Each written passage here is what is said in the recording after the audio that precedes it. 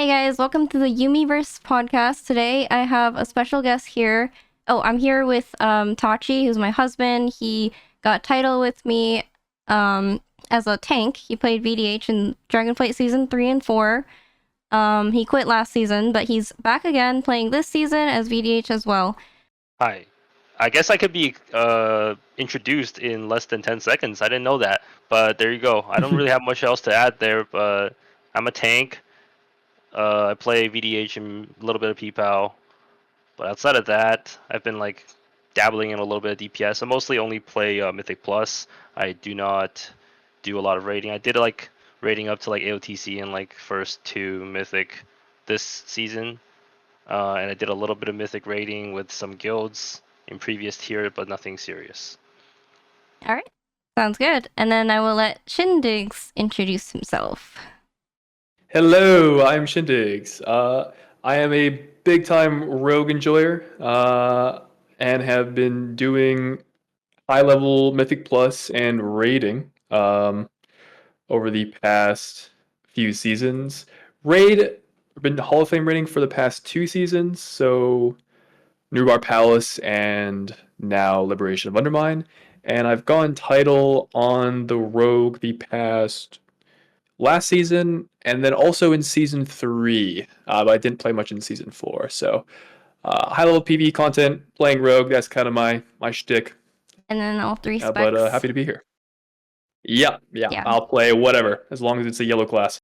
Yeah, season 4 was a little rough for Rogue, unfortunately. Yeah, that was the case, sadly. Yeah, and then just so you guys know, we all have like similar backgrounds. Like we all came from Classic, right? Shin, you also came from Classic. And then you started Dragonflight season 1 or 2? I started like right at the end of season 1 was when I got into retail. Yeah. Okay, yeah. So about the same time, me and Tachi came in season 3 Dragonflight. And yeah, about halfway through. Yeah, like halfway almost through. when they had the free veteran gear already. So like the so we're about like the same level-ish. Like we're all title players now, and yeah, came from Classic. All right. So moving on, this episode is going to be mostly about this season's Mythic Plus. So first, Shin, how do you feel about the current season so far? Yo, it's fun. I'm having fun. Well, I mean, maybe I'm biased because I think the yellow class is in like a fairly good spot. I definitely wouldn't say like I am the meta specialization, but I feel like a lot of different specs can say that right now. Where they're like, yeah, I'm not like the meta specialization. When I say that, I think of like Mage, Unholy DK, Boomy as like kind of the quote unquote meta comp. But it feels like in past seasons when we've had sort of meta comps, it's like it's very much just that one composition that you see in play. Like last season, for instance. Also, maybe I'm cheating here, covering some talking points we might get to later. But all good.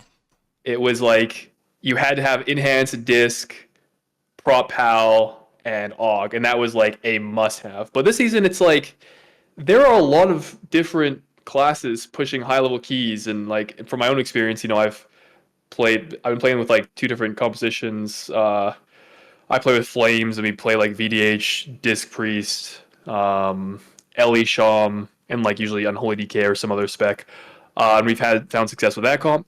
And I've also been recently playing some like just full-on Fizz comp keys where it's like Brewmaster tank, Arsham healer, warrior, feral druid, and like I'm able to push IO and like highest time keys for myself with both these groups, and it's been like pretty cool to see, and pretty cool to see like the diversity. You guys are blasting. In like it's really fun, and like just a completely different dynamic, which I think has like a lot of people excited about the season. So to kind of wrap my thoughts, I think that's like super dope. So I'm having a lot of fun this season, and I feel like the general sentiment is that it's like good so far. But yeah, that's my take. I definitely agree with that. But I already have a question about that. So far, you said you play with both comps, kind of, right? So what do you feel like is like the main difference between the 2 comps? Okay, yeah. So when I'm playing with Flames and we're like our VDH, LE Shaman, say Unholy DK comp, it definitely feels like we have to pull huge to like utilize our damage profile, which is having super big damaging cooldowns and VDH being able to survive those like huge pulls to justify having those or to justify running those types of pulls. With Fizzcomp, however, we maybe don't have the same damage in our cooldowns in Uncapped, and our tank, the Brewmaster, like Poa, isn't really able to survive those big pulls, but we just do a lot more damage outside of cooldowns and in smaller pools. Like I think Warrior, if they're playing Fury, maybe Arms to a lesser degree, I actually don't know this, but is like target capped to some extent. And I know Brew is target capped. So like the way we play the dungeons is a lot different. Mm-hmm. So it usually boils down to with Fizz Comp, it's like more pulls that get done faster and like they're smaller. So how do you feel about like the damage profile then? So do you guys have more boss damage? Like how do you make up for smaller pulls and still timing the key? Yeah, so I think we're doing like more damage on average in those smaller pools. Also, I would say the damage profile of the tank and healer playing like Brew Arsham, like both the Brew and the Arsham are doing a lot more damage than like the Oracle Disc and the VDH would be doing over the course of the key. Okay. And that difference of damage is notable, and I think helps on things like single target boss fights, where the Oracle and the VDH would not be providing as much value. Like when I'm playing, I mean, I play Acid Rogue, or I've been playing a lot of Assassination Rogue this season, which has real bad boss damage, mind you. And there have been several situations where our tank is like almost or is out DPSing me. So Oh it's wow. been pretty Yeah, pretty but he's the crazy to goat, see. so shout outs to Flames. Yeah. Well, I'm referring to Poa in that case for the Brewmaster. Oh, I and the mean, fizz Flames can, yeah, for Fizzcomp. So I don't think VDH has quite as good boss damage, but maybe I don't know. I don't know super much about VDH tanks, has so good funnel. So like with like Reaver's Mark and Wounded Quarry, you can get like, right. man, like it kind of fits into like the comp, right? Because if you're playing like Unholy and I guess like Arcane Mage is like part of it, but if you play Unholy and Boomkin, those are like both big like patter specs. And then VDH is very good at like hitting the prio mob in the pack, so you can like Sure. kill it. And like same with bosses mostly as well. But I feel like there are a lot of dungeons in this pool that kind of like force you into that. Like let's take TOP for example, right? You basically have like a few pulls where you're just forced into hitting a single target or like four Yeah. or five targets, and then or you'd have to pull really big. Like let's say in the Spirit Wing, you'd have to pull the entire platform and just like have perfect stops, perfect like rotation of everything in order to make it work on the big comp. Whereas like you wouldn't feel bad chaining them in the Fizz comp nearly Hmm. as much, right? So I feel like and like others like Workshop, for example, right out of Cujo, you basically have to do that RP section of like four mobs into three mobs into one mob, and there's like nothing you Yeah. can do about it, right? But Yeah. in that case, you're basically getting an advantage being in that Fizz comp, pretty much. Like and like the meta comp is actually taking a disadvantage in those situations. Yeah, I think so. And that's been like a pretty cool dynamic with like maybe that's like credit to the dungeon pool for there being dungeons where there's like such this small target count and like just single target boss Yeah. focus, which I think FizzComp. I don't know about like pure single target damage, but like I feel like smaller pulls, FizzComp, it feels less reliant on cooldowns. Like we're our valley, if you can think of your damage profile as like a graph with like peaks and valleys in like your typical meta, Boomy Unholy DK arcane mage comp, with Fizz comp, you're kind of just like this more of a flat line. Like sure, I have cooldowns like Assassination has Deathmark, Kingsbane, whatever, but your consistent damage across pulls just seems a lot higher. So you're able to just like press W, chain pull, and in dungeons like Workshop and dungeons like Theater of Pain, that just allows you to kind of accelerate. Yeah, that sounds very interesting. I've been wanting to try the fizz comp, but I haven't yet. But I imagine you guys do a lot of chain pulling. Like you don't do Mm, you wait for mobs to die before you go into the next pull, or do you yeah, constantly have Maybe the re-stealth. Yeah, yeah. true, So I that's mean, true. because we play Rogue, we do. When I'm playing with Poa, like he does respect the re-stealth, but there are situations where we will chain, and it ends up being correct to do so because at the end of the day, time in the dungeon is the most important. So while like for the rogue assassination rogue specifically, like maybe that's less good. For the rest of the DPS classes in our comp, like that is good. Also, I do want to say that assassination rogue isn't the only variant of this comp that exists, right? You have walks playing outlaw, and outlaw just wants to go press W and time every key. Yeah. So, is assassination the correct spec to play in most dungeons? I think so, because I do think a lot of the target count pools end up being pretty high. But again, you have dungeons like Theater where the target count is kind of forcibly low, and pressing W is more favored for a spec that maybe doesn't need resales. Like that can totally be a valid argument in favor of Outlaw or other even DPS specs even. So Do you normally swap specs when you do different dungeons? I do, yeah. So Assassination has like a few different variations, depending on what damage profile I kind of want, whether I want like more single target, more prio, more spread damage. I'll kind of swap my build around. I also have been playing Sub Rogue in Theater. I mentioned Outlaw in Theater. I think I would play Outlaw in Theater, but I don't really have my gear isn't super great for it. And we're all kind of still in a gearing up phase. I rated as sub in Assassination, so my gear is a lot better for that. But maybe later in the season, once I have enough crests and can kind of recraft some things, I might mess around a bit more with Outlaw. But I think sub is good in Theater Pain, so I have been playing in there. Okay. Yeah. You did mention one part about like VDH doing big pulls and gathering and everything. I'm a healer main, so I don't really deal with a lot of these things. But maybe Tachi can go over like how VDH gathers pulls, and then like the aggro thing is like a huge problem right now. Yeah. So yeah.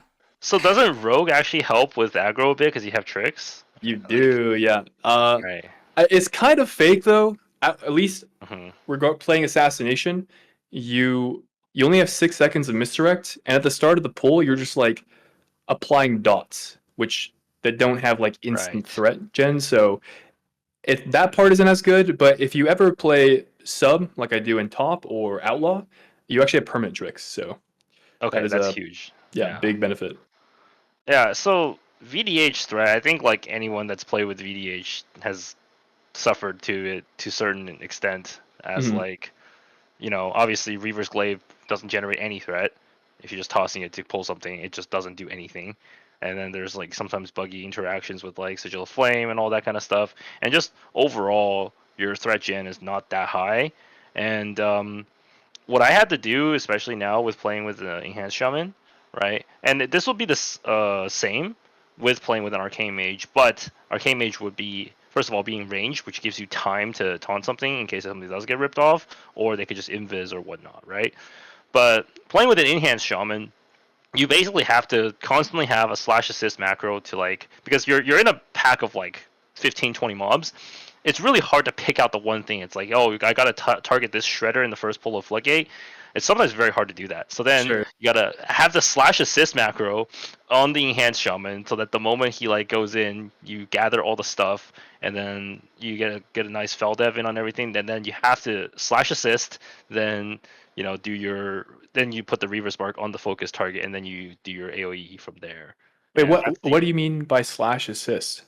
So if you like slash assist, it will target the person that like, or target the mob that the person that you're slashing assist. So for example, if you slash assist Tachi, then they will target whatever mob he's targeting. Yeah, so I have to do that for our Enhanced Shaman. That's smart. I actually didn't know that was a thing.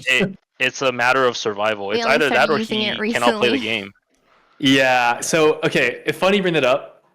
Well, when I'm playing with Flames and Vince, who's on his Ellie Sham, we have threat is so bad. It's basically whenever he presses Ascendance, I guess it's something that specific to Shaman, where you just get your damage out instantly, and all the mobs look at you. And it's funny, but it's like super frustrating at the same time. I don't really know what the like design intent there is, like, because like what do you? I mean, that's like threat's like a classic thing. Like I don't understand it. Why it's part of the game right now. Like it's classic. And they recently just removed the BFA cloak enchant. How do you feel about that? Yeah, I mean they they're not addressing the problem. Like, Yeah, so for people who didn't know, there was like this threat reduction cloak enchant, right, from BFA. The discrete spell thread or Yeah. something like that. Or something. And Blizzard recently decided to make it not work anymore, but they didn't fix threat for some Which is reason. kind of crazy because that means they clearly like know that this is a thing that people care about, but they decided to actively make it worse for all the tanks.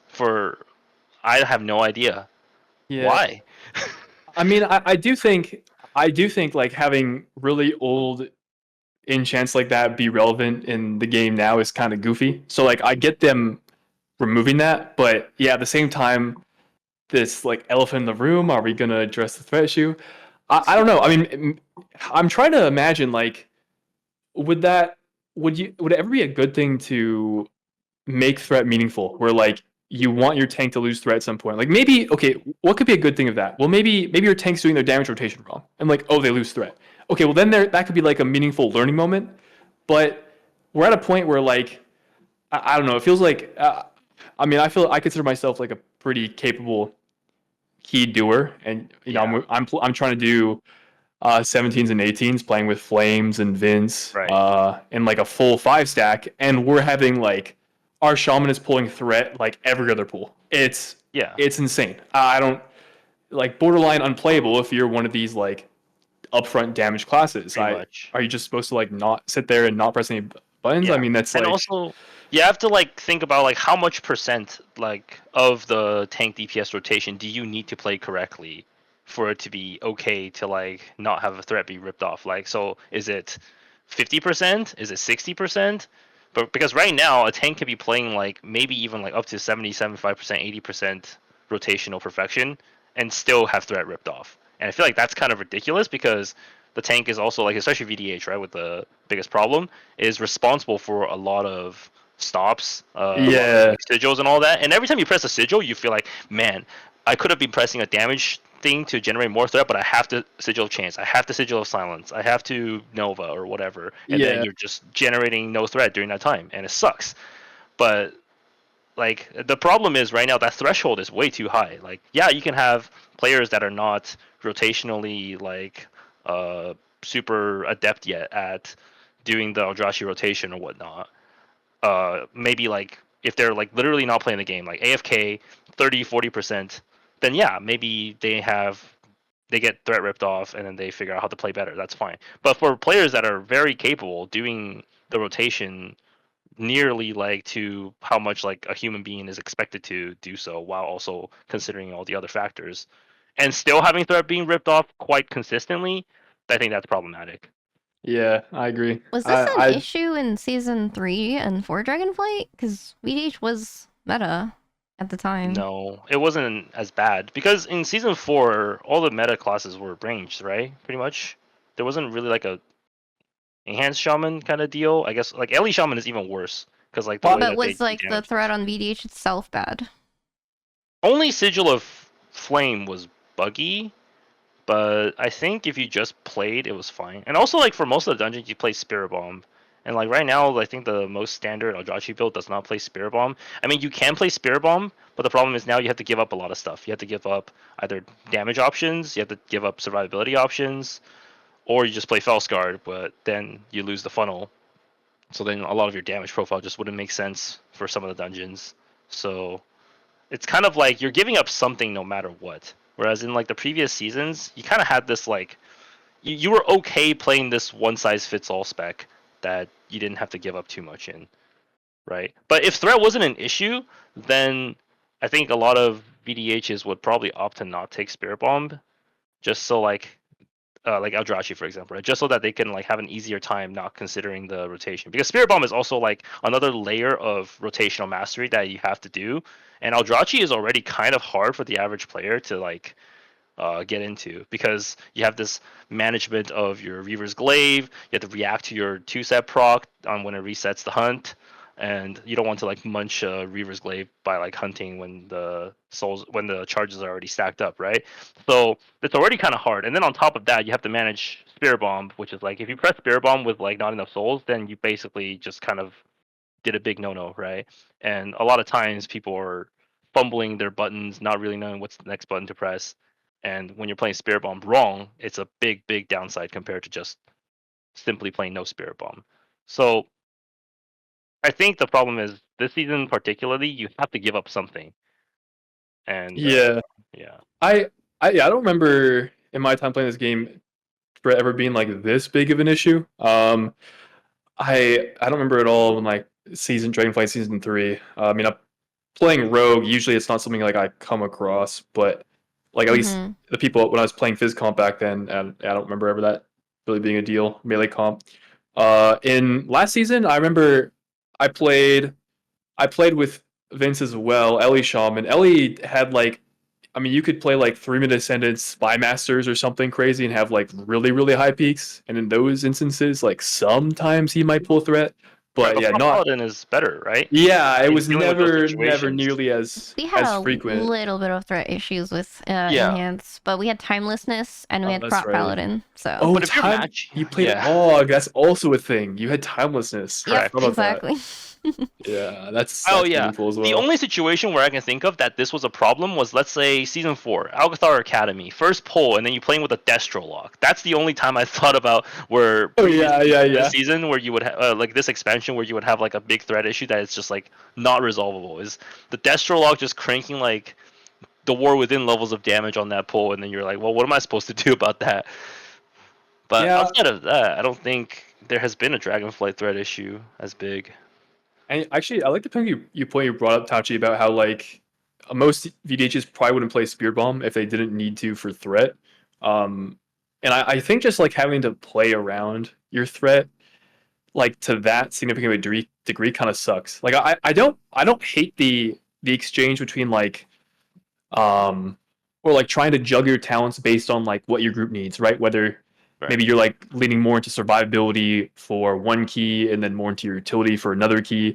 And like there's a meaningful trade-off there. I think that's like that creates a fun gameplay element. But when it has to do with like or even just like taking more talents for damage. But yeah, when it has to do with like I need to play this to not lose threat, I don't know. That's just it's not fun. So I'm not really sure what the gameplay plan is like, a challenging spec is like okay, like to have a spec be like pretty difficult to master, I think it's okay. But the problem is like the punishment for it right now is too high. Like if you're playing Eldrachi with Spear Bomb, the mastery on the rotation is very high. Like I don't think the average player is going to get even close to that. Even really good players mess it up pretty consistently. So when you're having a spec that's like really difficult to learn, I feel like the punishment for like trying to learn shouldn't be really high. It should be like, yeah, I'm just like slowly learning, but it's like still kind of getting by. But right now it's like if you play the spec poorly, you're gonna get punished really hard by people ripping threat off of you all the time, and it just feels terrible. The DPS are complaining all the time, can't play the game, and it's just a bad situation for everyone right now. Yeah, nobody likes this, and I wonder if like there's any Blizzard devs that are playing keys at all right now, because like they would definitely notice a huge difference. I wonder why they haven't fixed it yet. I have to imagine that they're aware of it. But yeah, there must be for some reason they must think that it's like not bad, right? For in their minds there's some good benefit to having threat be a meaningful factor in the game. And like maybe I can see that at some level, but at the level it's at right now I just think it's ridiculous. So I'm not really sure I don't know what they're thinking. Like it's like a disconnect for me there. I mean, threat has always been like a thing. It's just you don't have to actively focus on it. Like the only threat issue you had was on pull back then. Like if you hit the mob before the tank gathers, obviously you're gonna rip threat. But now it's like people are ripping mid pull. Like that's why we had to do the assist macro. Because if Tachi wasn't hitting the exact target the shaman was sending cooldowns on, they would rip. Like as soon as he like puts down a grip sigil, like it's just gone. The aggro's just gone, and that's like 30 seconds into the pull too. Like I don't think that's normal. I don't know. Yeah, I agree. So maybe it's like just like I don't know, tuning up the threat dial on like the damage numbers of tanks or something. Cause for sure. I'm not really sure what else they would do to. I think if like a tank, like let's say for VDH, if you group a pack and you fell dev and hit it with like a Sigil of Spite, the pack should be glued onto you. Not at that point, like it's still there's still like some encouragement on like how you're grouping the pack. Like if that's what Blizzard's going for, like how skillful are you in like doing your grouping? That's fine. But after you like hit like all the mobs with like your biggest like threat generators, they should just be like pretty much impossible to rip off of.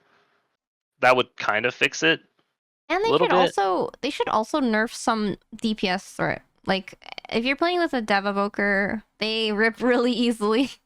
Even shamans rip really easily. So I kind of don't really understand why they have like such high threat abilities on DPS. That should just not really be a thing. Well, I don't think it's like any of your abilities as a DPS are like high threat. It's just like whatever the baseline threat is They do from your more damaging abilities. They do more right? snap threat than VDH abilities, though. Oh well, that's just because they get their damage out faster, Yeah. right? Like that's what it is. It's just that their damage is up front, so their threat is also up front as a result. So then the only way to counteract that as VDH is you either have to like do very well on spirit bombing, or you have to play Fellscarred, which is again it's okay in some dungeons, but you definitely lose the funnel aspect of your damage, and like that just makes it very bad for certain things. Like you would do like a big pull in Motherload, and then the extractor would have like 40% health at the end of the pull, and it's like, man, this sucks. Or like, you know, and anything that has like a big chunky health mob, whereas like it would die sort of evenly, now it's just going to sit there at 30-40% health when the whole pack is dead, and then your whole group of patters are just sitting there single targeting that thing. Whole group of patters, hey? Okay, Tachi. I see how you think of your DPS. Oh, well, no, I'm just saying that that's what's meta, right? Like outside of, let's say, if you play Arcane Mage, we don't play Arcane Mage, right? And like Ellie is, I'm not Ellie. Enhance is good at Prio, but not as good as Arcane would be. So then, like, yeah, your damage profile being Eldrachi is like that much more impactful. Yeah, it actually helps because we would have certain times where we're doing like Theater of Pain or Motherload, where it's like me hitting that mob particularly would kind of even out the damage to the point that we're killing it relatively at the same time, and that saves a lot of time. And that also is kind of like a skill aspect, right? Because if you're not hitting the correct target, then you're being punished by having a big mob live a long time after the pack is mostly dead. Right. So I think that's like a good thing, but it's just like, again, when you're worrying about threat, it just sucks. And also, another thing about threat that really sucks for the tank is I feel like when you're playing a tank, your mind is like already on a lot of things. You're like thinking about what to pull next. You're thinking about like how to approach certain things, and then what like stop you need to do. The moment someone rips threat, your immediate fight or flight reaction just kicks in, and it's like, I got to get this threat back. And whenever you do that, you do a bunch of things that you would normally not do. You would like sometimes even turn your back and just get hit and die immediately, or like you would drop your spikes, or you would not have your sigil of flame stuff up for the parry chance or whatever, and then you just like get one shot. Sometimes like that happens. It's like whenever you have to pay attention to like a sudden thing that happens, that's like very dangerous for most tanks, because as a tank you're already so overloaded on information that you're like basically doing, and any more that's like anything else that's like added on, especially if it happens suddenly, is very deadly to you. Of course, I feel like it's already a lot better this season compared to last season, where it's like you're just dead on a prop paladin if like the enhance rips. But yep. Okay. Yeah. And so, that kind of relates to the next topic I was going to talk about, which is role importance. And I was wondering what you guys think about it. So, for example, last season, prop paladin and enhance shaman made up like a ton of the key. Like you needed your tank to live like every 2 seconds. You needed your enhance to do a ton of damage. What do you guys think about the balance this season? So, like, for example, do you think tanks are more important? Do you think DPS are more important? Or do you think it's like really balanced? Why don't you go first, Shin? Yeah, let's just do like a numerical thing, Shin. So like we already talked about this outside of this, right? So Okay. I thought about this last season. What do you think, like in the comp of, well, you didn't play the exact comp, but let's say the meta comp, which was what? Prop Paladin, Enhanced Shaman, I mean, you could DK play Rogue instead of DK. DK Boomkin. Yeah, okay, so Enhanced Shaman, Prop Paladin, Disc Priest, Aug, and then X, right? That's the meta. So what do you think, like numerically, out of like 100, is each person's like percentage of responsibility in a key? Oh, that's a good question, dude. Oh wow. Oh. Okay. Well, I think it depends on the key. because there were keys like Necrotic Wake where I felt like I made up like Right. 5% maybe at Right. most. Yeah, Like, yeah, I was that's a so good point. unimportant to the success of that key that like it was all the Og, the priest, Right. like the shaman using their root totem, the tank doing tanking things. I was Right. like just Pastor Princess. Right. So I guess for me, I felt like so that'd be like the definitely low end. Outside of that, role wise, How much percent do you think the tank took up on average? Like on a spectrum of like how much percent of the group dude, per I don't key? know, man. I'm trying to think, like, because my opinion is that like at lower key levels, the tank Right. generally occupies a like the largest role. Where I mean, if any one person dies, it's the tank dying that wipes the group. So Correct. doing doing that correctly and like pulling the dungeon correctly so you can like surviving and pulling the dungeon correctly Right. so you're still able to time the key is meaningful. And as the key level gets higher as a DPS, I feel like my responsibility increases because now we're at a point where I need to kill this pack before this amount of time or Right. we die or we just don't time the key. Correct. So I've always kind of been of the opinion that as the key level increases, the role responsibility sort of evens out. I don't heal, so my interpretation of healers is like not great, but I know there were dungeons like or situations like Siege Last Boss where I felt like that was 100% a healer fight where your success was like how well the healer could like manage his spells and shields and all of that stuff, and also like communicate with the group like when it's correct to press defensives and like plan around that. But also as a DPS in that fight, like I felt managing my defenses correctly was also impactful to the success of killing that boss. Anyways, I'm kind of going on a rant. If I had to say, maybe I would give the tank like I would definitely give them at least 20%. I think they're at equal to, if not probably more relevant to the success of the group than the other specializations. So I'd probably say like anywhere from 20 to 30, 35% maybe per key. It's like As so a different from what Tachi said. That's a pretty big difference from what I was thinking. okay. I don't really understand healer, but I would give them like because Necrotic Wakes exists, because Mists exists, where like mind control tech is so significant. I would say that healer is like probably also on the either equal to or upper than like so 20% or higher. Yeah. And I would say for DPS, enhance is like has to be the biggest DPS of the kind of 3-pack. I would kind of want to give it to Og for the util, but I feel like if your Og is like completely doing their rotation wrong, you could maybe still time the key. Yeah. I don't know. So and then I would give the X DPS. So like me in that situation is the rogue, probably like the lowest responsibility. I don't know exactly what number I would assign to that, but yeah, that's kind of where I'm at. Okay. Let's hear Tachi's opinion. So from my experience playing last season, I quit like before Cersei Circlet came out, and I was like 33 something, so I had like 15s and some 16s time. But like at the time, 15 Grim Batol was still pretty hard, and I had that timed. But I feel like some of those dungeons, especially with like Grim Batol, the tank is like nearly like 70-80% of the group. If you're not Holy. if you're not doing whatever you're doing, you're done. Like and like it was reflected in Group Finder too. Every dungeon you needed to like people were taking tanks that were like 100 IO higher than like the dungeon's average timed IO. Otherwise, they ain't running the key. They straight up were just like, you know what, we'll run it tomorrow or run it Saturday. We're not running it with you because you're just not 100 IO higher than us, and we're probably gonna brick because you're not that good. And it was like such a ridiculous like notion because I think here's how I think about it, right? If every like person okay, so even distribution in 5P will be 20%. I feel like the tank, just from the fact that they have to do routing, and it's not just like routing just press W. You have to also route like according to some people's cooldowns and stuff, especially in like organized group play.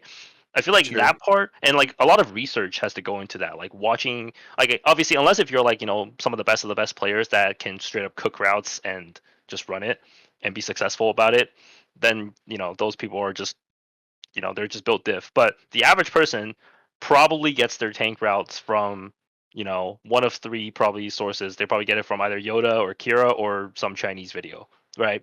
Sure. And then they're going to attempt that, and then a lot of that research kind of goes into it even if you want to be successful. And I feel like that already puts the tank up to like 30-40%, because like otherwise your group just does not enough damage. And then last season with survivability with interrupts too, like the difference between a good prop paladin and a bad prop paladin, being able to sack spell ward correctly, bop, interrupt with shields, and like just straight up live is absolutely like monumental. You cannot understate, you cannot like overstate how big of a difference that is between like a prop paladin that's immortal and kicks everything versus a prop paladin that just dies immediately. Sure. And that was huge in my opinion. And then the second biggest role is the enhanced shaman. That's like the group's damage. That like having a good enhanced shaman versus not having good enhanced shaman was, do you kill the pack fast enough where your prop paladin just dies? and that was it. And then I feel like those two roles occupied like 80-85% of the group's responsibility, and then everyone else was just like taking up that like 15%. Wow, pretty much. okay. Like, I mean, yeah, they had to do their thing, and obviously they had to make their pass fails, but obviously you're kind of expected to do that, and you just had to do your kind of deal. And if you do it, then good. If you didn't do it, then that falls within that 5% category. Whereas if I compare it to this season, I feel like there are a lot of bosses where it's like, this boss can never kill me, and I'm just practicing my single target rotation on a dummy essentially.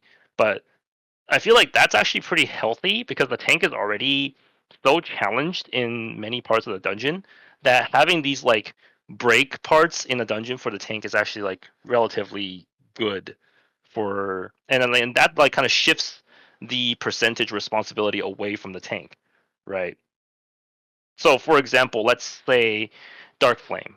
I don't think I will die to the second boss. It's just like a DPS boss. You guys are constantly worried about the one shot, the tornadoes, the candles and whatnot. The tank is literally just payphoning, hitting the boss, single target rotation.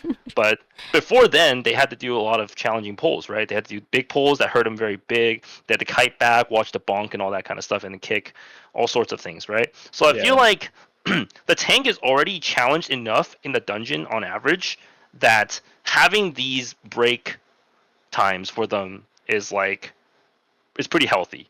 And even with like a lot of bosses, like I think like out of all the bosses this season, there's probably like really 5 standout ones that are deadly to tanks. Everything else is either, if you're pressing buttons you just live, or this thing cannot kill you. I think that's healthy versus last season where it's like almost every boss can kill you and almost every trash can kill you.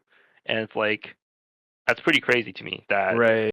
the tank cannot catch a break at all. I think like last season, this season, there's probably less things that can kill you than like Grim Batol. Grim Batol probably has more things that can kill a tank than this entire dungeon pool.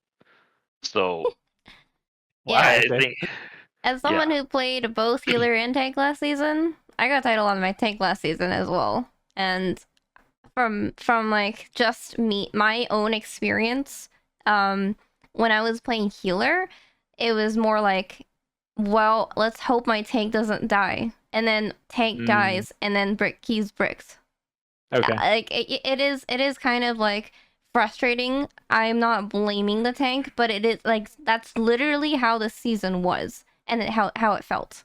And then the reason why both me and Tachi think like the prop paladin and the enhanced shaman mattered more was because, first of all, like the prop paladin, every like 2 seconds something would kill you, and as a tank, if you die, the key's like most likely bricked because it's probably a wipe.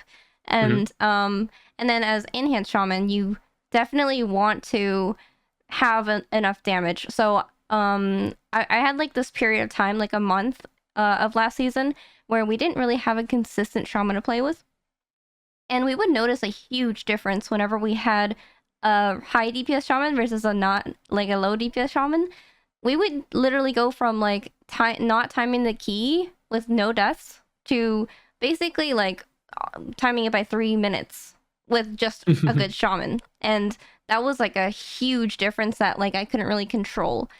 And then as soon as I hopped on my tank, I actually made a tank because I couldn't find a tank to play with. Like all the tanks just quit that season. Like it was that bad for like a lot of tanks. And I started playing prop paladin myself, and I realized, okay, now like the responsibility's on me. Like I feel like if I live, we time the key. And I ended up timing a 16 Grimbatol last season and then an 18 Arakara on my prop paladin. And both of those keys felt more like I live, we time. Like that was it. And for me to feel like that big of a difference between playing my healer, where like I felt like, okay, I can heal the key, but we still might not time the key, versus on my tank, I felt more like if I live, we just time the key. Like that just felt like a huge like responsibility difference, just in those two roles themselves from me playing them. And mind you, I'm a healer main. Like I'm way better at healing, but I still felt like me playing a tank made a bigger impact on the key. So that's how much tanking mattered last season, and I definitely feel like that's not really healthy. And we already have like a lower population of players that like tanking in general. So I don't think making tanking that hard is good for the game. Like LFG, also, people would just not have tanks to play with. It's reflected in LFG as well, because people, even as they notice that there are no tanks because the tanks are quitting, they still can't help it, because if a tank just runs into your key, die, like you're just signing up for a key, right? Or like you're putting your key up, the key starts, the tank goes in, boom, dies, keys over. And then there are a lot of times where people are just like, I've been sitting here for 30-40 minutes waiting for a tank that's finally high enough IO to do this key, and then it bricks in 5 seconds. And then they're frustrated, obviously, but at the same time, how else are the tank gonna learn, right? Like not every tank is gonna be able to like do everything perfectly, obviously, right? But I feel like the tolerance for that was so low last season that even with a tank population that was dwindling down to near nothing, people are still gonna be super angry if the tank bricks their key, which is still understandable, but at the same time, that's what drove a lot of tanks to just quit. Like, why am I like here doing my normal learning and just getting abused? Yeah, okay. Actually, you guys have brought some good points. I think I would concede some more percent to the tanking responsibility.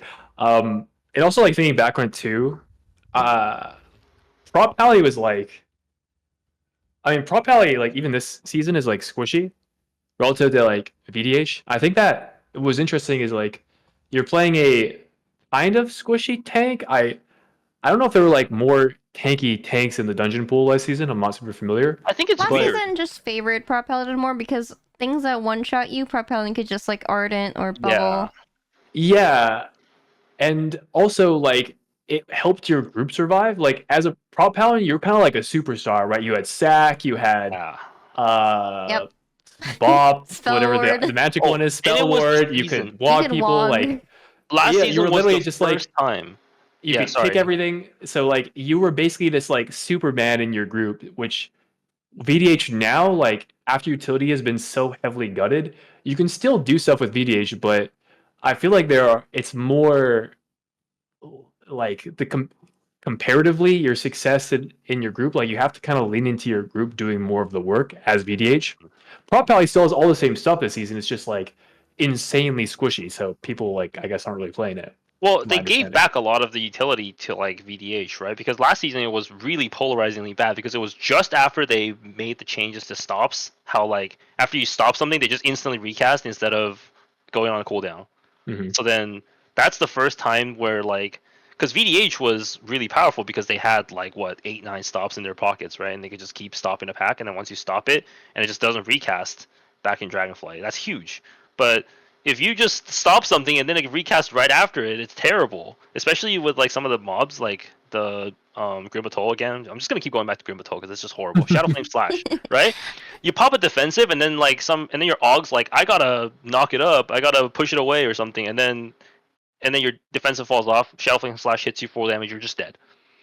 And that sucks. That absolutely sucks. But it happens probably like more times than people can, more times they realize. Yeah, I think the problem with like Prop Paladin last season was there were like 3 different levels for their role. Like I think they have way more responsibility than they should. Like, first of all, you gotta live all the packs, and they're all hard to live. That's number 1. Number 2, you're doing like almost all the kicks. Like, you're as a Prop Paladin, you do all the kicks with your Avenger Shield, your tolls, and everything.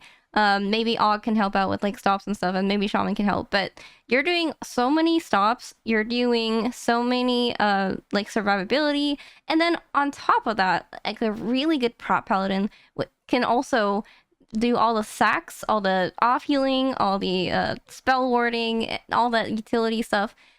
It just feels like a lot for one person to do. Like, you felt like a DPS, a tank, and a healer last season. And that's the reason why I think they had such a huge responsibility.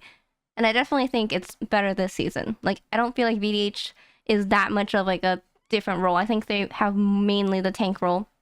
And then you have the DPS do the DPS. You have the healer do the healing. And it's just more balanced this season, for sure. All right. So moving on to, like, I think we kind of touched on this a little bit earlier, but current meta. How do we feel about the current meta? Because previously, so this is the first season where we don't have Og, and that's kind of interesting. Previously, we had like basically just one comp at the top level, but this season it feels like you already mentioned, Shin, that you're playing 2 different comps right now, so that's already like a change. So how do we feel about it? Is it good? Do you like the changes? Do you think it's balanced? Yeah, I mean, I've kind of already said my piece, so I'm gonna be interested to hear what you guys have to say. But I think it's really good right now. I think the comp diversity is awesome, even at like the highest level. There definitely is like a favorite composition that is kind of you see in the top of the ladder, and I would also go as far as to say like so from like the tank and healer POV, right? You have VDH and like Oracle Disc being in the majority of high keys, and you kind of have like, I would say, almost enhance Shaman of last season in like the Unholy DK right now. Like, they are kind of your carry DPS with Blood is Life, doing just ridiculous amounts of damage. But I don't think that they're as overpowered as Enhance was last season. Like, thinking about Unholy DK. And I actually think like the number of viable classes and compositions is like really, really good. It's like the meta is in a very healthy place. All kinds of DPS healers, tanks are succeeding at high key levels. There certainly is a defined meta, but I think it's healthy.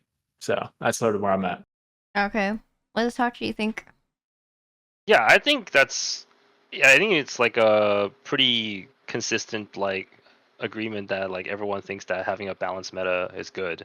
And I think also here's my thing that's like different from previous seasons is that back then whenever I played a tank, and I tried a few other tanks after I like did VDH, I kind of felt like the dungeon pool, it's like if you didn't have the toolkit of a VDH, it just sucked. It was like VDH literally felt like a Swiss Army knife of tanks. It had everything. You needed to bring cage. You needed to do a skip, like misery meld. You need to do you had purge back then for like, let's say like some like niche things like in season 4, for example, like Ruby life pools. You want to purge the thing and it just dies, or like the second boss in Nokud, for example. All of that stuff, it's like when you're not playing the VDH, it just felt like it sucks. Sigil of Chains, for example, on like the frog boss in Halls of Infusion, you didn't have that stuff, it just sucked, and you kind of had to basically like have the same version of that ability at home from like you had the vortex it on your druid or whatever, and then that's it. You had nothing else. It just sucked because it was like, why am I just playing a worse version of VDH when everything else just doesn't have the toolkit of a VDH? But I feel Right. like this season, especially when you're playing in like a dedicated comp for certain groups, it definitely feels like there are certain things that like a lot of tanks that have even like certain advantages over VDH. Uh, and obviously the meta comp is strong if played perfectly, but I feel like the skill cap for the meta comp is higher than a melee comp, for example. It's easier to execute a comp that's good at pulling small but fast versus you have to gather huge and live gigantic pulls and Hmm. And then and this coordinate was all your honestly, stops. yeah. And then yeah, if you're not in a calm, if you're not in comms and you're saying like, grip, beam, kicks, silence, Yeah. all that kind of stuff, and you're just in a pug that like slams all the stuff on top of each other, then kicks are just gonna go off and you're gonna die, right? But this was also like reflected back in season 3, where like I think Yumi's experience was like they were playing kind of like a hybrid because they weren't fully physical because I VDH was was playing with Giga Shin. OP. Yeah, but the VDH was so Giga OP that you ran VDH no matter what because of double sigils and stuff. But you ran a physical comp and you just pulled small, but you pulled small but fast, and it was Mhm. okay. You didn't have to pull like gigantic pulls in order, and like you would just die in like Everbloom or whatever, right? You didn't have to. You could just pull like 6, 7 mobs at a time, and you're still time the key. And I feel like that is very nice for a lot of people because it's a secondary like way to like play the key instead of just I have to pull big and make it work because it's very difficult at a as the key levels go up, it just becomes harder and harder to do that. That reminds me of And one 100%. core memory, because when we did our 31 atoll, I think it was were you there, Shin? I don't remember, but it was with Shar, I I don't think it believe. was. Yeah, so we did a really high atoll czar, and the funny thing is we were looking at all these other people because the meta at the time was technically VDH, Og, Shadow Priest, Resto Druid, and Mage, I think. So it was a caster comp, and we were looking at them. They were pulling like all those leapers in the middle section in atoll, and they were all grouping it up and like using a safe spot and A-wing the whole Oh yeah, like I remember room that. down from there. And we were like, okay, well, obviously we're melee, we can't do that. And the thing is, we still timed a really high key without doing that, just because we were playing the melee comp with Miss Weaver. We didn't even have a lust. Like we were drumsing, and we were still timing these keys. So I definitely feel like, I mean, Og is like, I don't know how to feel about Og, to be honest. Because Og makes it feel like they take up one DPS slot, and if you, especially when they used to buff healers and tanks, if you didn't have an Og, it kind of felt bad because you basically your tank and healer are at a disadvantage. Not only that, but also your DPS. So I think one like huge W for this season is like not having Og. I don't really know how they're going to rework it or if they're going to, but I kind of really like the fact that you have 3D 3 DPS with like kind of similar responsibility. I know that Unholy DK has more right now because they do way more damage, but if you're comparing it to last season, it was basically buff the enhance. It was Og and then they get Priest PI, and enhance just had way more like DPS responsibility because they were literally getting buffed by another like whole person, versus Yeah. Unholy this season is just it's just them, right? So and that's a really like interesting thing coming out of us, right? Because I don't know, like I know that Shin streams. I don't know about your chat, but in my chat, people always ask like, "Oh, is this the meta? Is this the meta? Is this the new meta?" And I have to keep telling people, like, technically there is a meta, right? But that doesn't mean you can only play that meta. I feel like this season, people really need to recognize that there are so many different comps or specs that you can play and still like play at a pretty high level. And especially for healing. Like I know more about healing. They recently nerfed Oracle Dispriest. It was a little broken at first, But after the nerf, I feel like Resto Shaman and Resto Druid and maybe even Holy Paladin in some keys, they're up there still. Like I don't feel like there is a meta that you have to strictly follow, and that's like I think people need to get that out of their brains. Like there's too many people that are just trying to strictly copy. I don't know how much you pug, but in LFG, there's always people like saying, "I need a priest."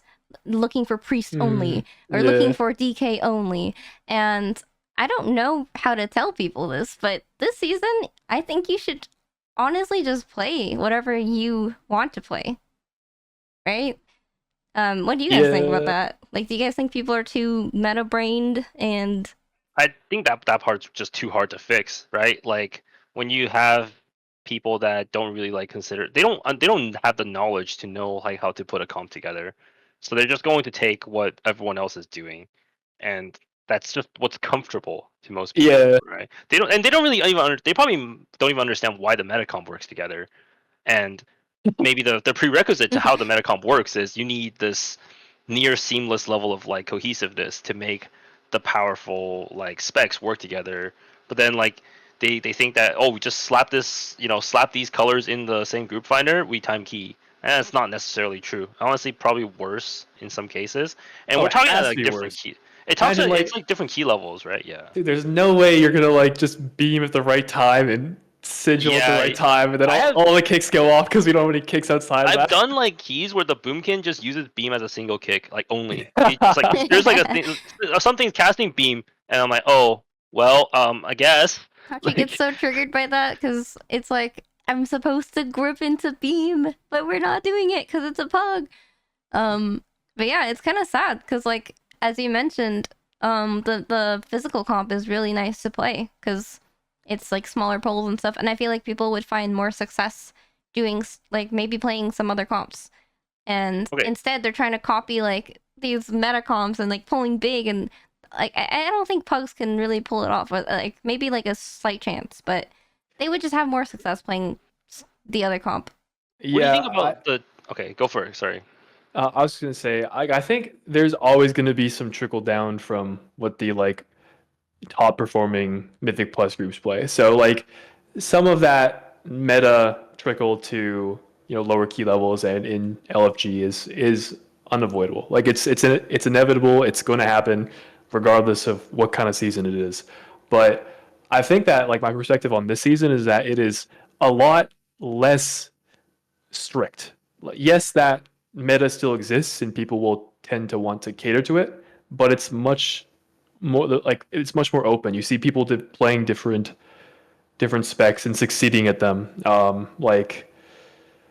It was been a long time ago now, but I'm pretty sure the world first 17 theater was done by like a physcom, right? And this was pretty early in the season. Maybe you could make the argument that well, people weren't really pushing at this point in time. Sure, that's valid.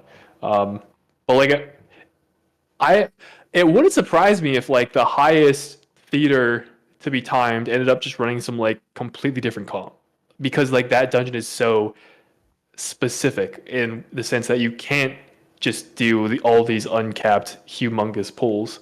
Um, and rather you're like restricted with what you can play, so the dungeon environment kind of lends itself to different damage profiles, which I think will be interesting to see as that like unfolds and we get more keys that get timed with people getting higher gear, the new patch drop, corruptions, dinars, whatever the heck is coming. So Yeah. Yeah. But also, like, I thought about this thing was like this season, compared to previous seasons, Blizzard is doing a lot more like fine tuning. At least in like the past few weeks, they were doing a lot of small tuning, very like often, right? Because they were basically taking like a lot of specs and like kind of adjusting them. Whereas like previous seasons, it was like, all right, we're pretty much done fixing VDH. It's gonna be the best tank by a country mile, and have fun, right? But this season, it was like, okay, we're gonna kind of make every like, I'm not tank is still kind of like I guess more polarized just because that's just gonna be how it is. But healers, for example, right? Like they kind of definitely ramped up a lot of buffs on like Holy Paladin or whatever, and then they tuned down Oracle to the point where Oracle has like some throughput issues on some throughput heavy The Candle bosses. Like King. yeah, So Candle King conundrum, right? it's funny you bring that up too. Like, and Yumi, you also mentioned the healer thing earlier. Yep. Okay, I don't heal, and as a non-healer, I think Oracle Disc Priest is still the best healer by a long shot, as long as they can heal rot, Yep. which is a big question mark, and I have failed a few Candle Kings myself because of rotting out. But like on, I don't know if you guys have paid attention to the tournament realm for the TGP Yeah. Yep. qualifiers.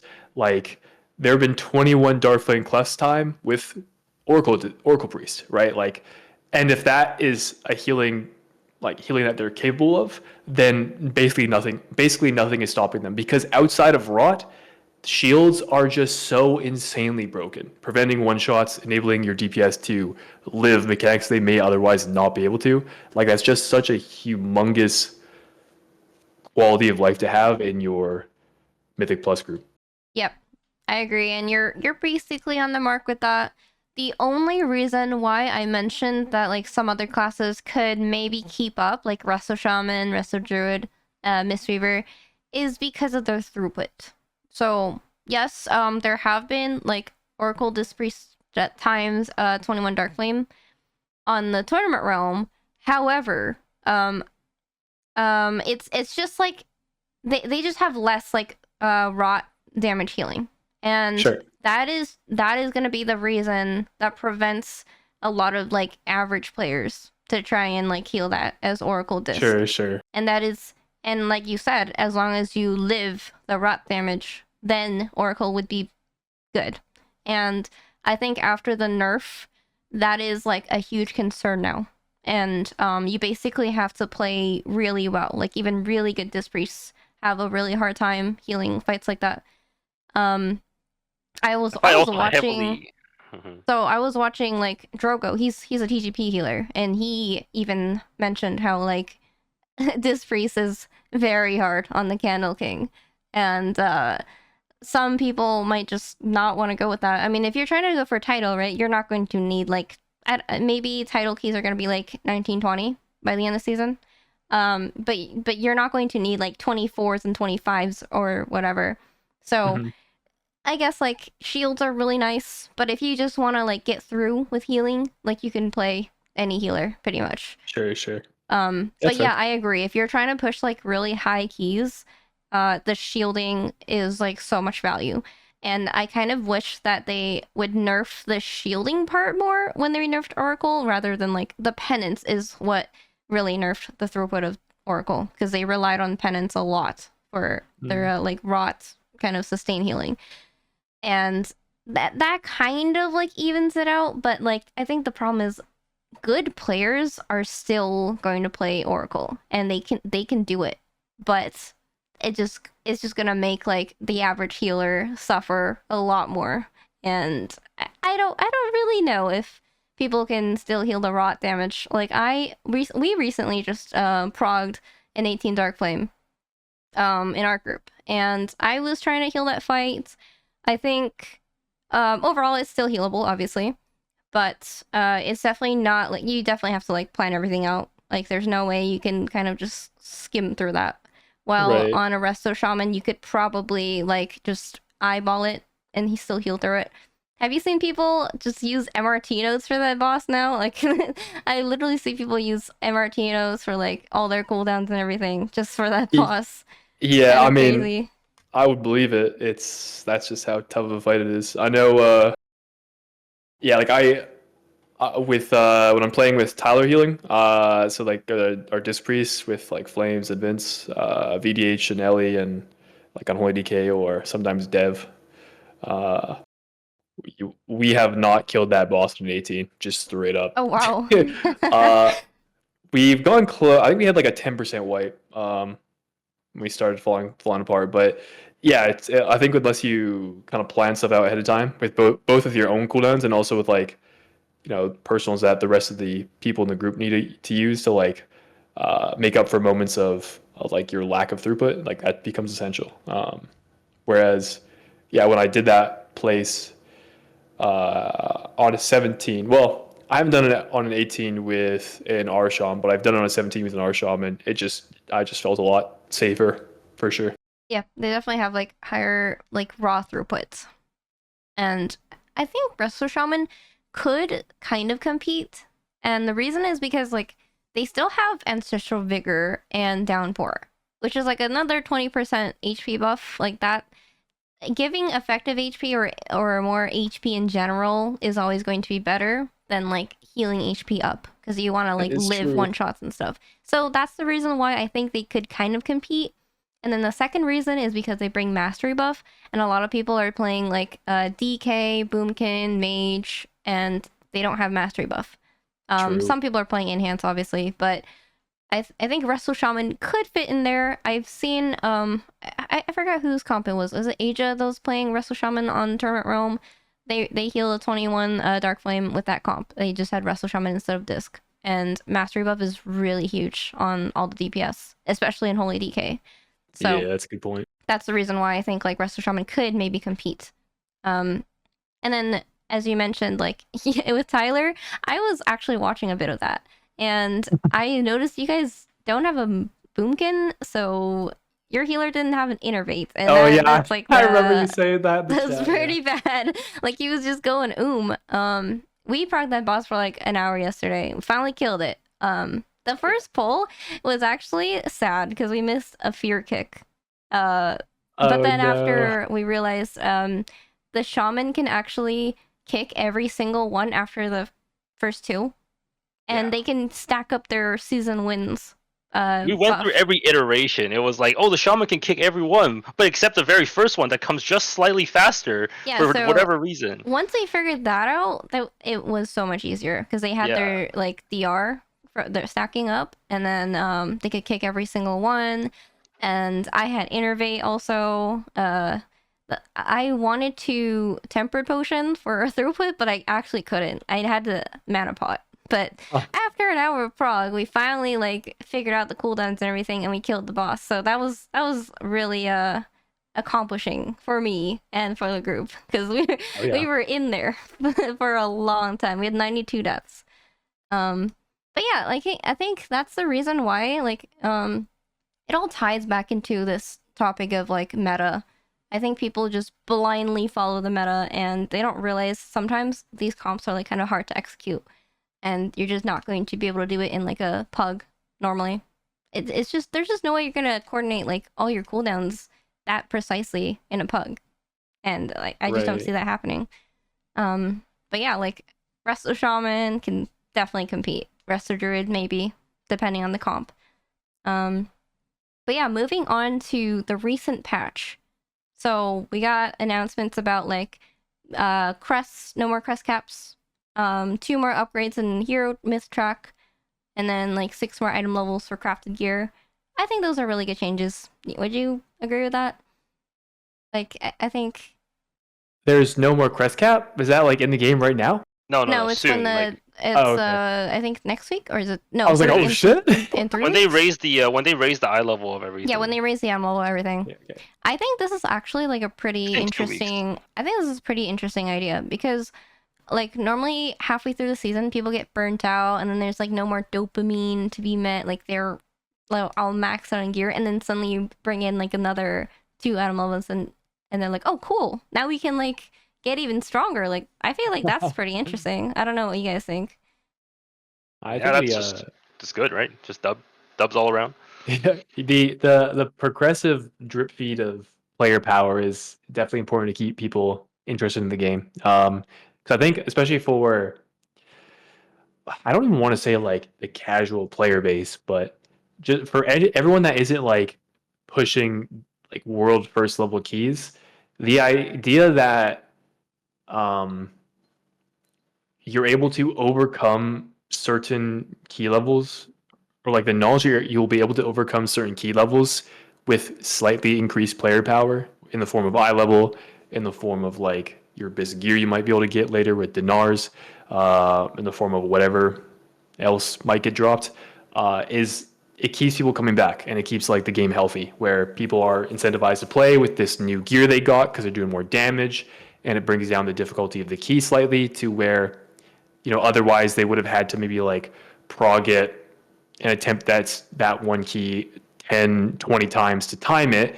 Well, not everyone really wants to do that. That's not super fun for a lot of people when they could just come back in like a week or two's time and do that same key in like 2, 3 attempts, right? So it gives people a reason to keep wanting to play, which I think is good. And Blizzard needs to do that to make money because of business. So W Blizzard. Yep, I agree.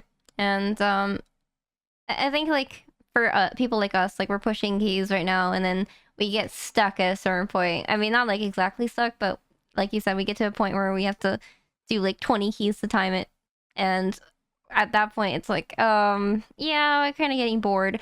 And then they finally like bring us out with like, oh, here's like a few more item levels, and I'm like, oh cool, now we can like prog even more. Like it's like an artificial like, here you go, here's some more power. And then the corruptions as well. Have they announced anything about that yet? I don't think so. It's gonna come out. It's just gonna be May 20th is the corruption. Oh, okay. And then there's that too. What about the controversial one, the D word? But now we're gonna talk about the dinars. Oh yeah. So first of all, they said dinars are coming out, which is, I think most people were when they announced it, people were thinking of the Season 4 Dragonflight version, where you could just go into LFR, collect 2 tokens, and then go buy a myth piece of gear. However, they made an announcement that you have to kill the boss on Mythic at least once in order to collect that item on Myth. What do you think about that? I want to hear Shin, because I already talked to Tachi a lot about this. Yeah, I don't love it. Okay, so I'm somebody that does raid and Mythic Plus. So like I've killed all the bosses on Mythic at this point. So I have access to all the gear. So like I'm not really impacted by it. But I don't like the idea of punishing people that want to play the game at a high level and only do one form of content. Like maybe they're not interested in raiding; they just want to play Mythic Plus. But when a lot of your like best in slot gear comes from raid, all of a sudden the only way to be able to get that gear, having to go through the raid and like actually do it to be able to then do the content you actually want to do, it's like counterintuitive. I mean, I feel like it's goofy. I think many years ago, I think like the same logic was why Blizzard separated PvP gear from PvE, to where like PvPers basically never have to. I never really interact with PvPers in the game because they play their own game. Like their gear and their rewards are like completely separate from the PvE side of things, which I think is correct, right? If somebody just wants to do PvP, like they should have the power to just do that, and they should be able to do that to like the highest possible extent that they can. But the fact that same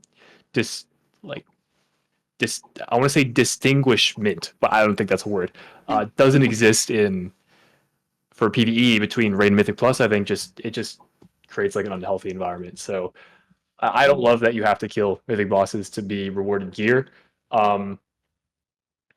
If they want to make that something exclusive for people that like have cleared the raid, sure, that's fine. But I think the power gap between raid gear and then Mythic Plus gear that you can get from dungeons shouldn't be as large as it is. Otherwise, it just provides people that happen to do raid unfair advantage. So, right, that's kind of right. Yeah, I agree with that for sure. And I think there's a lot of people like I did a poll on Twitter, and it was kind of like 50-50. Like some people believe you should be able to get like items from dinars even if you don't mythic raid, and then there's like this other half that's like you should do the content in order to get the gear. I don't know their reasoning for that, but in my opinion, I think if you decide to mythic raid to get gear, you're already at an advantage because you're doing all this content early on in the season and you're getting the gear early. So like in order for people to benefit from dinars, it's like coming out 3 weeks from now, right? And then it takes another like 6 weeks to completely get, and by then that's like almost the end of season, right? So in my opinion, I wouldn't really care if other people got loot from it. So I don't really understand like their reasoning behind this.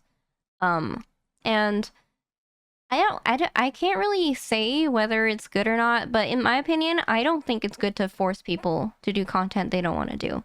And in PvP, right? Like, sure, they might get more PvPers if they like combined all the gear and force people to have the PvP. But I feel like the PvP community right now is actually like pretty healthy. Like it's people that want to PvP that are playing it. But right now in PvE, we have like a lot of these people that just are raiding, but they like don't actually want to raid. Like they're kind of just there because of gear. And then we have a bunch of people doing keys that don't want to be there, that they're weekly 10s and everything. I also have another like topic on this because some people are arguing that you should do the content in order to get the gear, right? However, there is kind of an imbalance because in order for an M plus player to get mythic gear from mythic raid, they have to go in mythic raid.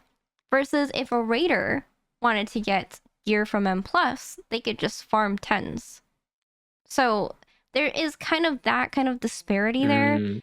What do you think about like so I propose this idea where you should have access to maybe mythic gear every once a week. If you complete like 15s or 16s or whatever key level it is.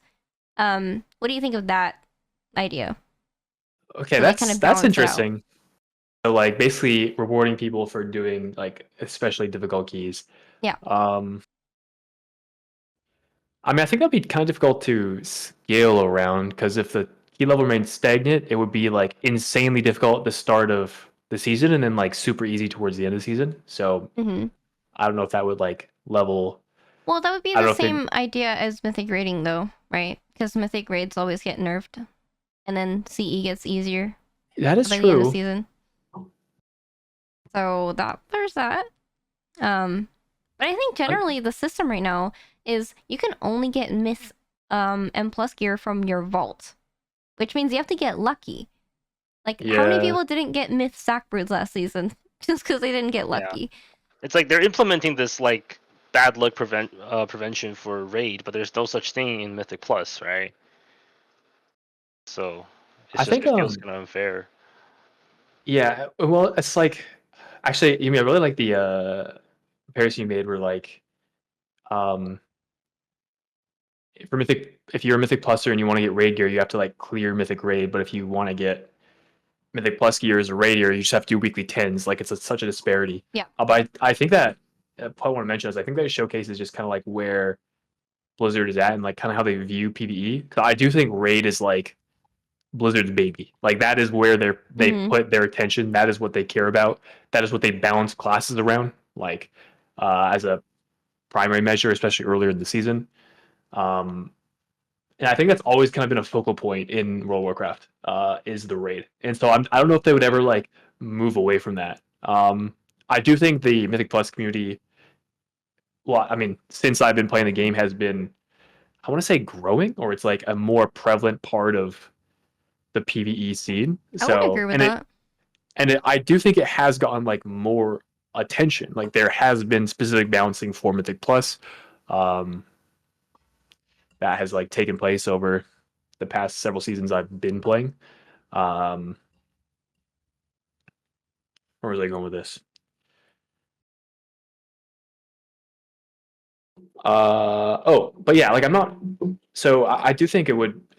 It probably is worth for Blizzard to look into a system where Mythic Plusers don't feel so like isolated and out and like not really considered when it comes to loot and like power level. So weekly 10s would kind of like be the equivalent to like heroic raid, maybe. Like let's just say that, for example.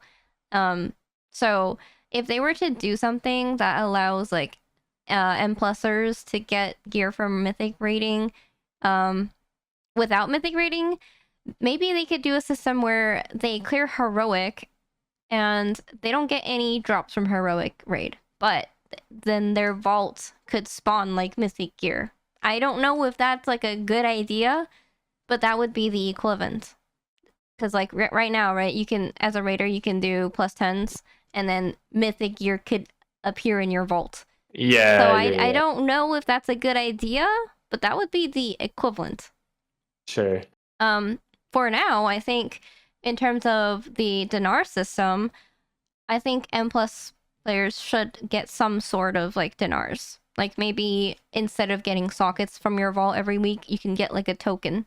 And then like every 3 weeks you can get a M plus item of your choice if you get unlucky in your vault. Maybe Oh, that would be that kind of could be cool. a thing. Yeah, it's another thing to exchange your That could be your like like a instead of socket. Yeah, it's bad a, luck a different trade protection, out.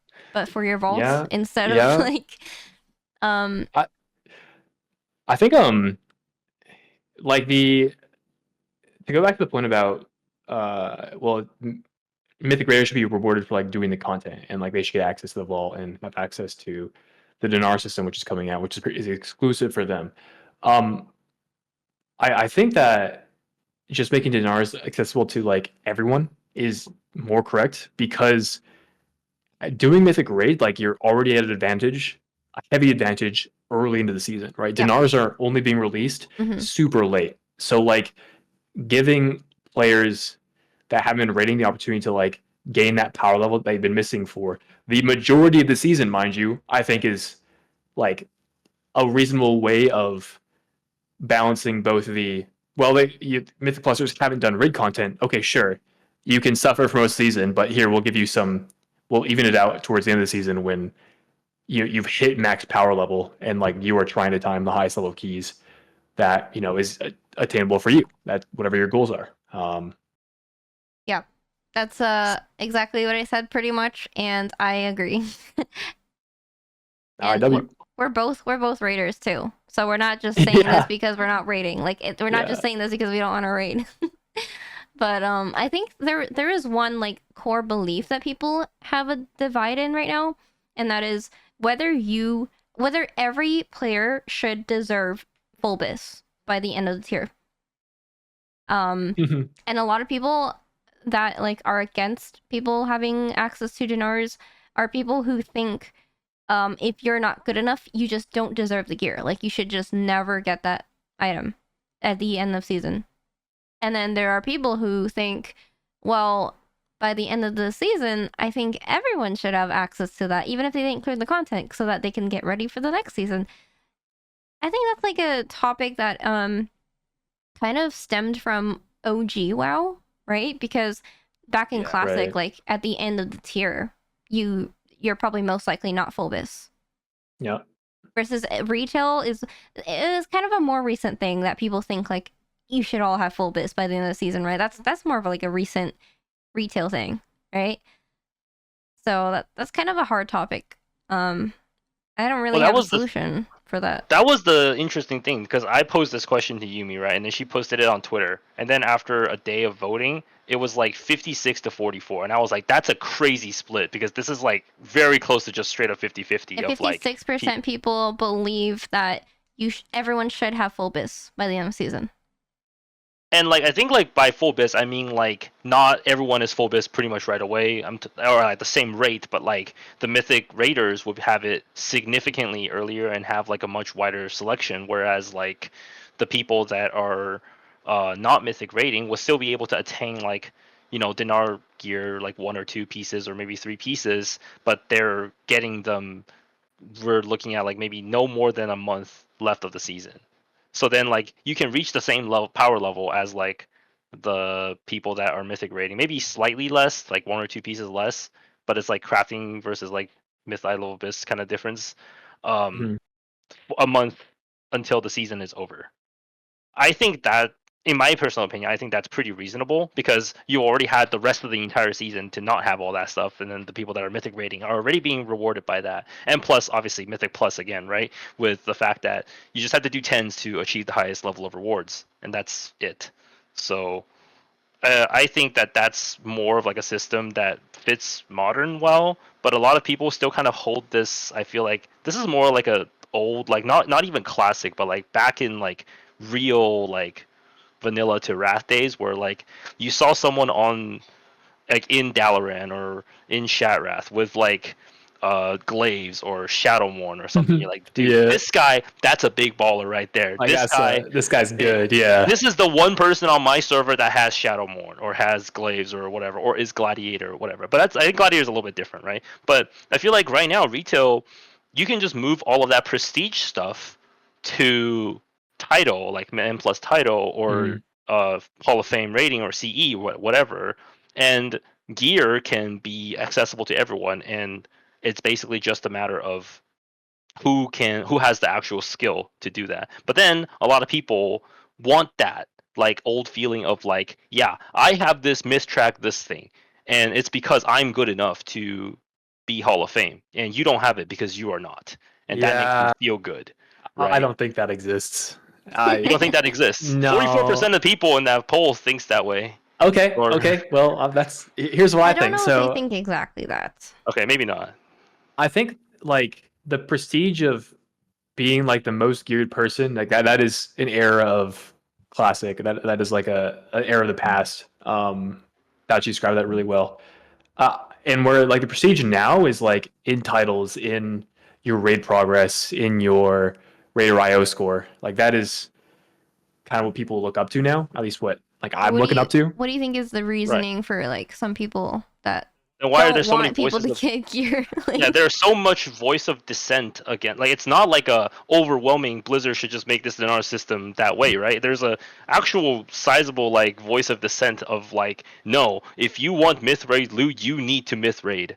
Otherwise you Well, I don't think deserve it. yeah. So I don't think it should be handed out for free. I think if Blizzard were to make all of the Mythtrack, all of like the best gear super available, that people were able to like get it before the season end, people would lose interest in the game.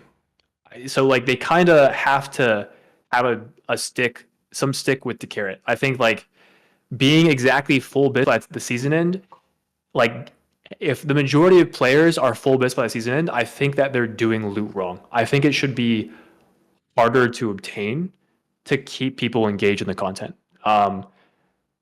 So like I'm saying that solely from like a business perspective. I think if it were like my choice, I would want to be full bis and just like Okay. slam my face into keys. But what I want is probably like that's probably not like I don't think that system makes sense for World of Warcraft. Yeah, it kind of makes sense.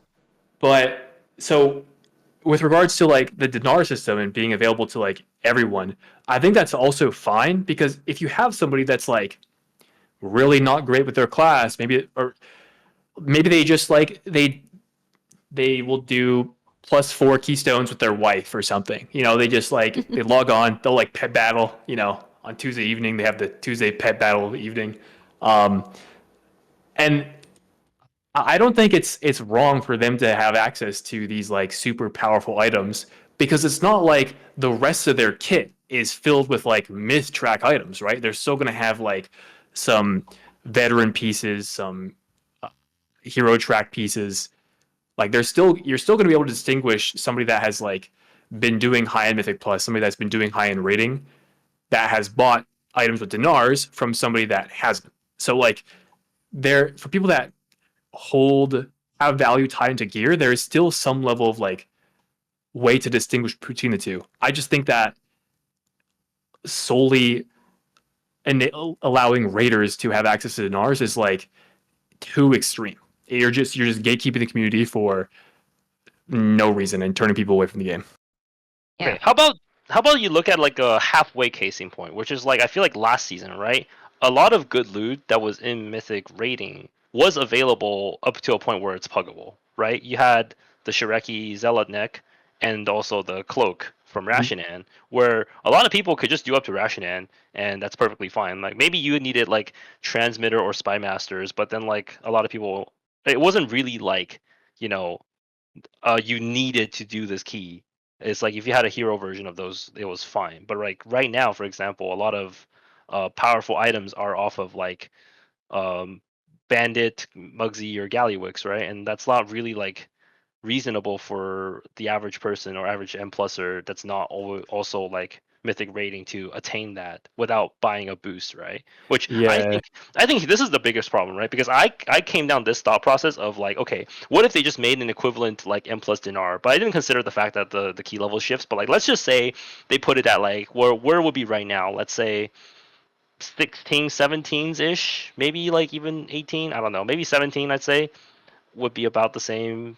I don't know, maybe 18. Who knows, right? But regardless of the point, if you time that key, then you get like a mythic plus dinar or something like that. But then I just thought about it, and it's like this is just going to exacerbate boosting by so much that like it's going to be so ridiculous that right now I feel like there's already going to be a problem, even with this raid dinar thing. That like all the mythic plusers that don't raid are just like, I'm going to boost and then get gold and then buy bandit, Mugsy, Gallywix kills to Yeah. like get whatever I need. And this is just like a absolute like people are going to be doing this. 100%. And there's no way Blizzard doesn't know this. They know this for sure. But I guess that's just the way that they're Maybe going to that go was down well planned. anyways. The whole plan is to just make people buy like WoW tokens or something like in Quasi's video, right? Perhaps, but who knows, right? I think that that's just it came down to the point where I was like, oh, if we did the M plus dinars to make things fair, then it's just going to be boosting everywhere. There's going to be boosting for the keys. There's already boosting for keys just for IO. Imagine there's gear tied to it. Of course, people are going to boost even more, right? So is that like a thing that people want? I feel like boosting is not like boosting is kind of one of those things that like it's a thing that will exist in like MMOs, and there's nothing you can do to get rid of it entirely. Like even if you like strictly police it, and we already know Blizzard doesn't do that, right? But even if you strictly police it, it's like impossible to get rid of. But do you want to encourage it to this level where if you are not doing it, you are at a significant disadvantage? And I feel like that's like a pretty sour taste in a lot of people's mouths, right? Because a lot of people already kind of like, even with last season, they had the list of people that are suspected buyers or whatever for keys. It was like that was another thing. But that's what I was thinking, is that like people generally have this like negative connotation to boosting. It's either like for most people it's like a slightly worse than harmless to like people just really don't like it, but it's definitely negative. But Blizzard is basically pushing this to the forefront. Like you have to Yeah. like you're gonna need to get boosted if you're not in the situation. Otherwise, you will be at a significant disadvantage. For sure. Right. And I don't know how you like address the boosting narrative because it's like super relevant in both Raid and Mythic Plus right now. But I actually you mentioned something that I thought was a really good point, Couchy, which is that like how in previous raid tiers, like last raid literally, there was a lot of like super valuable items off the first 4 bosses, which were definitely puggable. And if we're talking like what is the weekly 10 equivalent to rating, it's pugging Mythic first 4. Like that is definitely the closest thing you would get. And I think having like some super valuable items tied to the earlier bosses that is accessible to the community would, if that were the case this tier, that would probably like change this whole situation, right? Because it becomes of a so much less evil to just have to like pug the first few Yeah, it's bosses. like But if we only had to plug up to Rick Reverb, nobody would have, or not nearly as many people would have this like gut wrenching reaction to this like you have to kill the mythic boss kind of deal. yeah, it would have to be like you would have to only have you have to plug up to Rick Weaver, which get 2 bosses, right? Because Styx and Lockenbrock are both a crazy step up in difficulty Yep. that Pug is not going to do.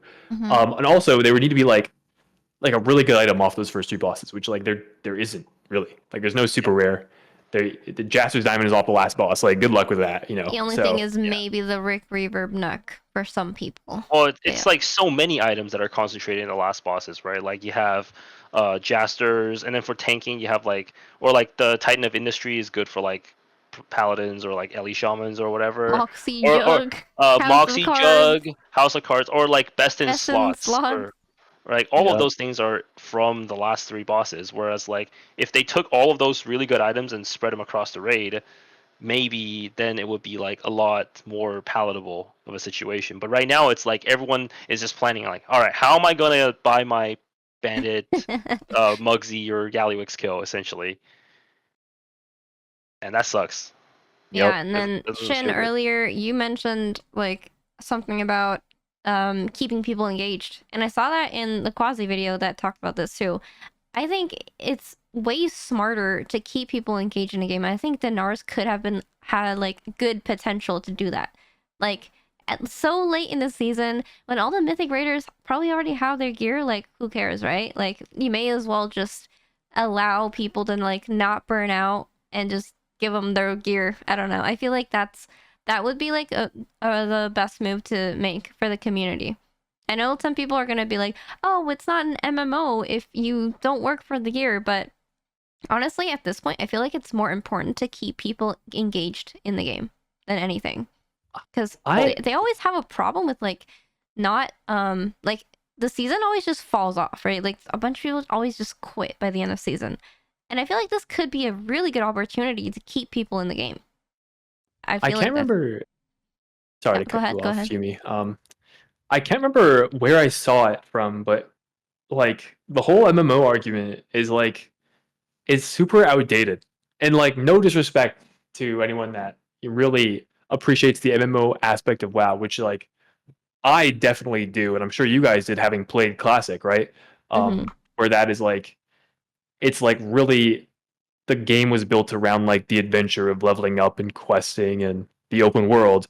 But modern WoW is more of it's like turned into almost an ARPG where you just have like a bunch of a bunch of classes that have a crazy kit, all kinds of different utility and AoE damage buttons, and so you just group up all these mobs and you AoE them down, and you just go next, and like that is like what the game is kind of turned into, and so it's kind of like lost, and like not to say that's bad, like I enjoy the game for that, and I play the game for that, but a lot of but like what that's meant is that it just WoW doesn't really have that MMO feel to it anymore.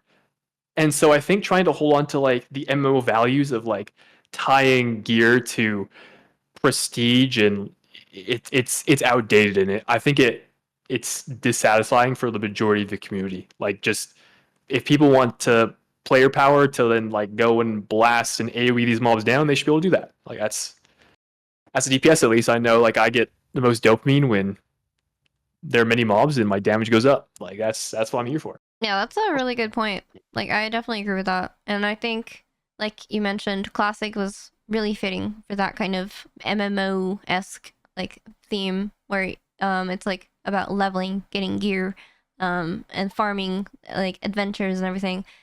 I don't feel that at all in retail right now. Like, I do have another point to add on to this is that like okay, if Blizzard's goal is to try to keep people engaged, there's different ways to keep people engaged, right? Because I guess Shindigs is like not like us that we play like some alts. Like Yumi is like the king of alts, right? You have all of these alts, and even for the people that Mythic raid, there's no physical way that someone is Mythic raiding at a high level on multiple characters. There's like no way. I'm not talking about like two. Two is like let's say like someone wants to play like 4 different specs. They're not Mythic rating on all of them. That's just unless if they don't even have a job or something. But that's like even a smaller percentage of the pie, right?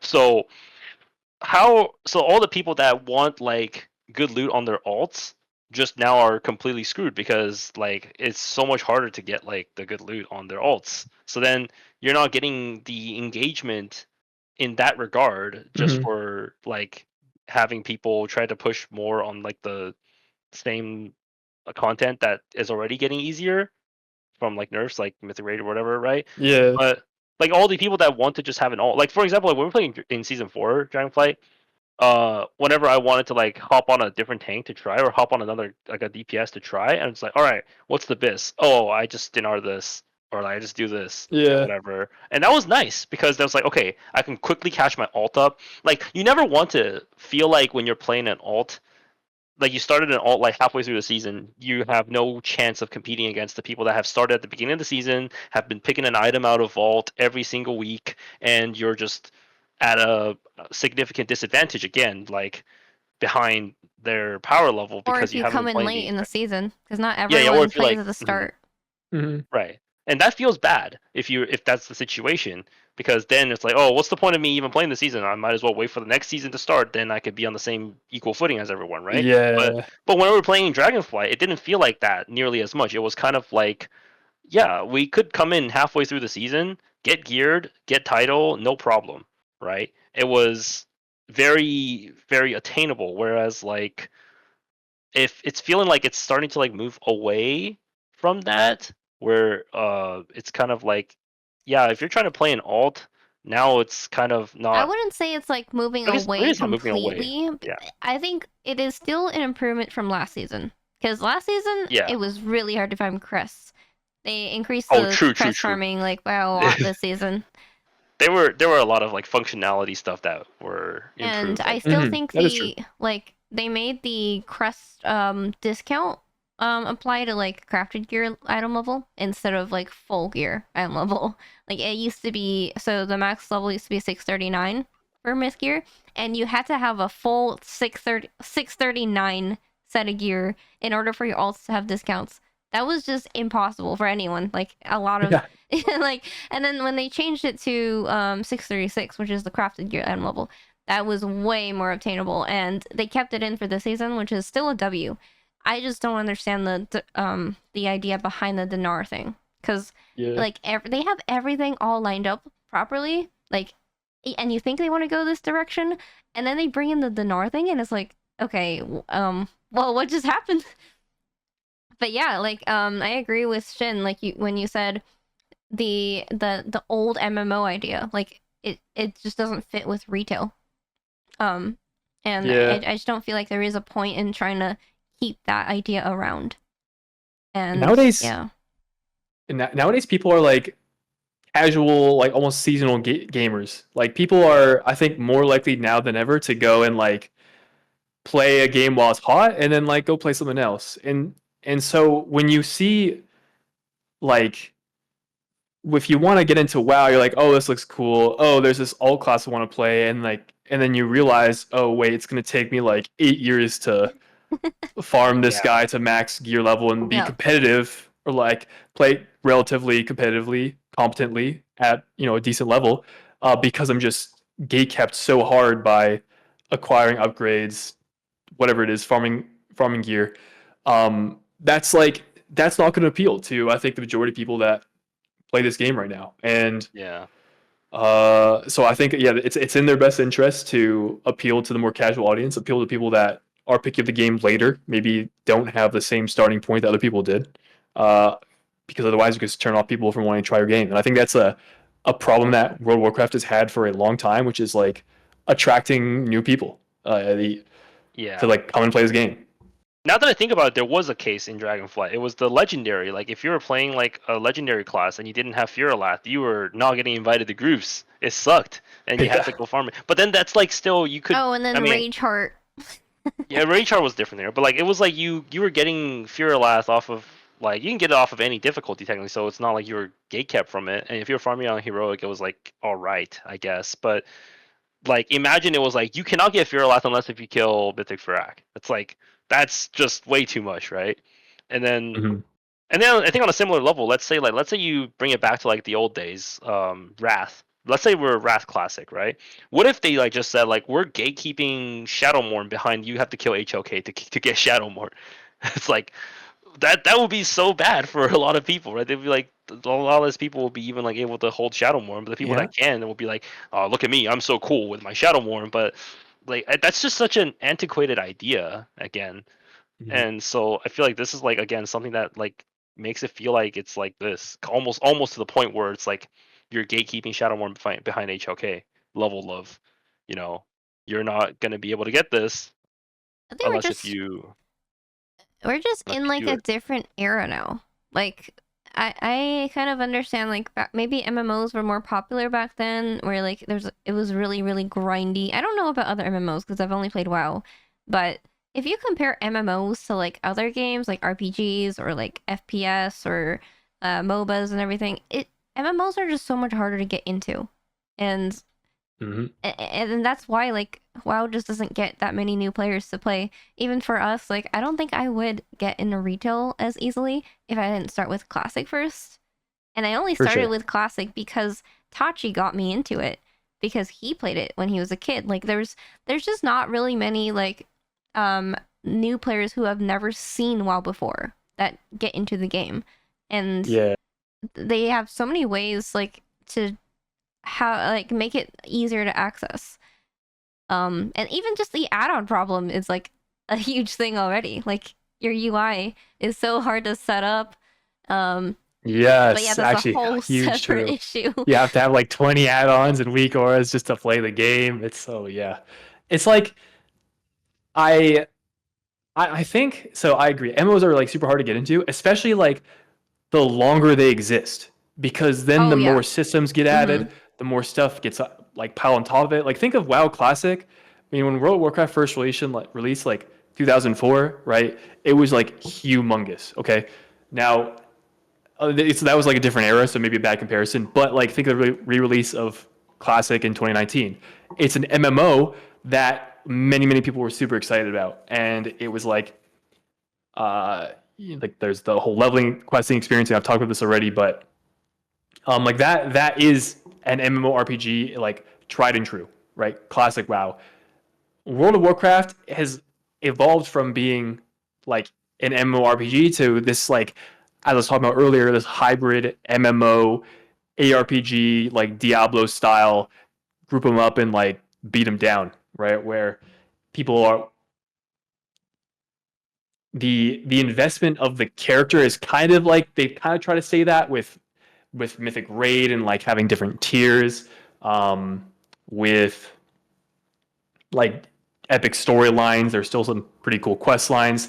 You can go in the world right now, and there's a whole bunch of different like things you can collect. Right, that MMO aspect still exists, but it's harder to draw people in because it's existed for such a long time and it's overwhelming. And as a new player, there's like again 20 add-ons and weaknesses you need to set up. I think if we're like if the people at Blizzard are like, yo, we really want the MMO aspect to come through and we want this to be like something we work with going forward, I think they just need World of Warcraft 2. Like they just have to start new, start fresh. Yep.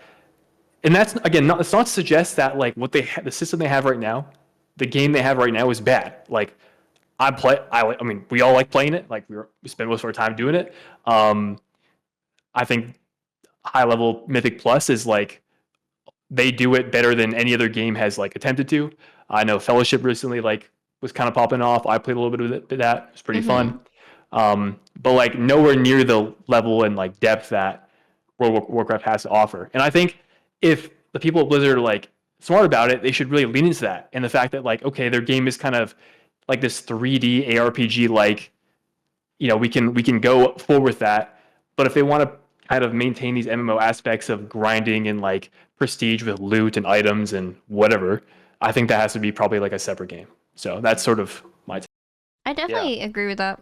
I think there's like two different directions, like you said, right? And I think it's pretty clear that they're going in this direction of competitiveness and like more of an esport, like with Race to World First, how they tune the Mythic raids at the start of season. Like it's Mhm. only tuned for like Race to World First players, pretty much, Yeah. and that's definitely not like an MMO thing. Like it's just Oh, so 100%. much more like competitive, and they're trying to turn retail into this like competitive scene, or like they have like TGP, right, and MDI, and I just really I don't really see them going back to like the MMO kind of like the old classic style MMO. Yeah. So Yeah. it's like weird to see them all of a sudden kind of like backtrack with, oh yeah, Yeah. dinars are only available for people that Mythic raid, by the way. Like what? Like it's just it seems counterintuitive based on the direction the game has been going.